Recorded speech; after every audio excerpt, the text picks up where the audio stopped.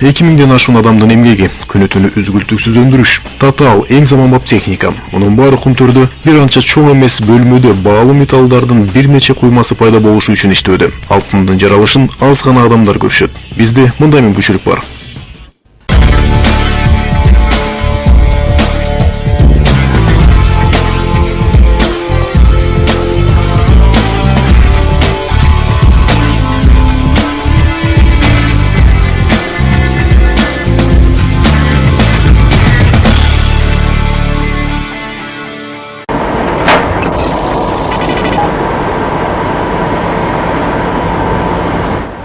Саламатсызбы?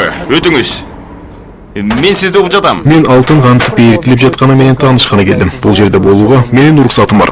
Текшерүүдөн өтүүчү жерге келиңиз жана бардык металл буюмдардын тигил ячейкаларга салыңыз. Мына атайын ячейкалар.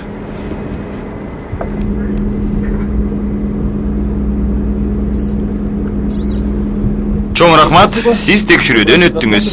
Кире берсеңиз болот. Рахмат.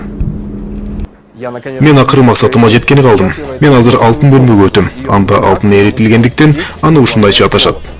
Бул жака кирүү өтө кыйын. Кире беришти катуу текшерүү процессинен өтүүгө туура келет. Мисалы бөлмөгө өзүңдүн алтын кооз буюмдары менен кирүүгө болбойт. Белгилүү бир чекиттерден гана тартууга болот. Жана металлургдардын жүзүн эч качан көрсөтүүгө болбойт. Эритүү убагында электролизден кийин алынган пресстелген алтын порошоку селитра, кремнийдин кычкылын, бураны, булатайын кошулма жана соданы кошушат. Бул заттардын баары алтынды аралашмаларды байыткандан кийин калган калдыктардан тазалоо жана алтынды эритүү процессинин өзүн жүзөгө ашыруу үчүн керек.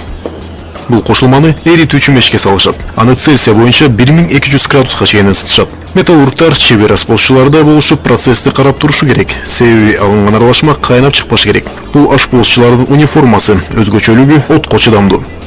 Бул температурада алтын жана флюстар деп аталышкан аралашмалар өсүмдүк майы менен сууга окшошуп калат. Алтындын өзү суудай болуп төмөн чөгөт, а флюс майга окшоп жогору көтөрүлөт. Кататта алтын менен кошо жабышып калышкан бардык коштоочу металлдар, темир, калай, коргошун, сүрма, электролиз процессинде селитра менен кычкылданышат да туздарга айланышат. Эритүү процессинде алтын флюстан ажырай баштайт. Металлургдар флюс менен алтындын айырмасын өтө жакшы көрүп турушат. Бул аларга флюсту эритүүчү идиштен алып салууга мүмкүндүк берет.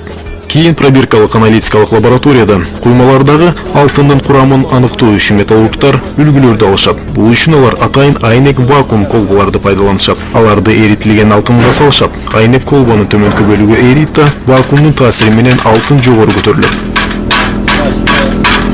Айнекти сыртынан сындырабыз.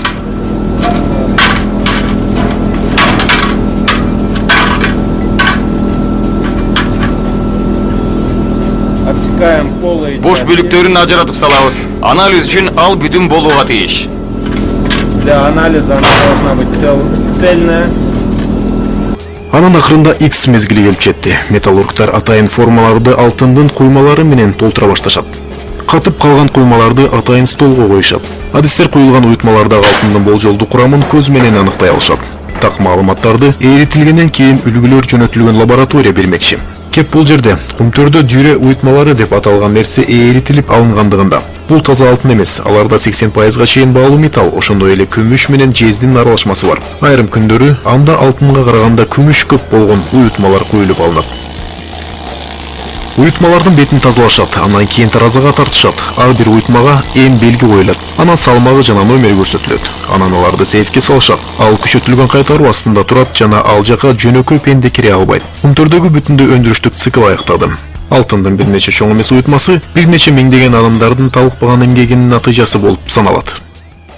Алтынды алгачкы коюп алууну биринчи жолу көргөнүңдө сен дайыма таң каласың. Бул сыртынан анча чоң эмес уютманы алуу үчүн канчалык аракет жумшалгандыктан биринчи уютма чынында эле алтындай сезилет. Дүйнөлүк практика ушундай жана бардык кен ишканалары бири-бирине окшош. Миңдеген тонна руда кайра иштетилгенден кийин, иштөөчүлөрдүн зор саны мобилизациялангандан кийин акырында жупуну уютма алынат. Биздин өндүрүштүн өзгөчөлүгү ушундай. Кумтөрдө да алтын ушинтип кыйынчылык менен алынат.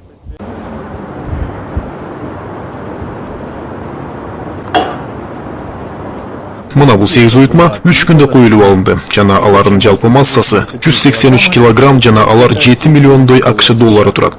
Компаниянын 2,5 миң иштөөчүсү жана 1000ге жакын подрядчылар бул уютмалар пайда болушу үчүн эмгектенишкен жана эмгектенип жатышат. Жүре уютмалары Кумтөрдүн акыркы продуктысы. Алтын 4-9 таза банктык уютмага айланышы үчүн аны Кара Балта заводуна аффинажга жөнөтүшөт. Бирок бул процесс ошондой эле алтынды Кыргызстандын чектеринен тышкары сатуу Кыргыз алтын концернинин карамагында турат. Алтынды сатууга Кумтөрдүн эч кандай тиешеси жок.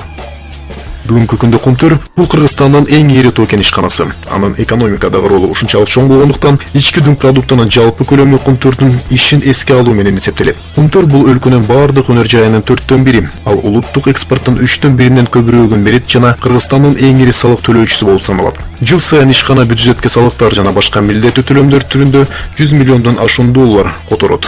Суткасына 24 саат, жылына 365 күн бою Кумтөр кен ишканасы сааттай болуп иштеп турат. Мунун баары ресурстардын сабаттуу бөлүштүрүлүшүнөн жана пландаштыруудан, адистердин кесипкөйлүгүнөн жана иштеринин макулдашылгандыгынан, эң жогорку эмгек тартибинен жана коопсуздук техникасын кыйшаюусуз сактоодон улам мүмкүн болууда. Тоо кенчилер мына ушинтип бийиктикти багындырууда. Мына ушинтип гана Кыргызстандын Тянь-Шань тоолорунун татаал жаратылыш шарттарын жеңүү менен деңиз деңгээлинен 4000 метр бийиктикте руданы казып алууга жана андан алтындын майда кыпындарын бөлүп алууга мүмкүн.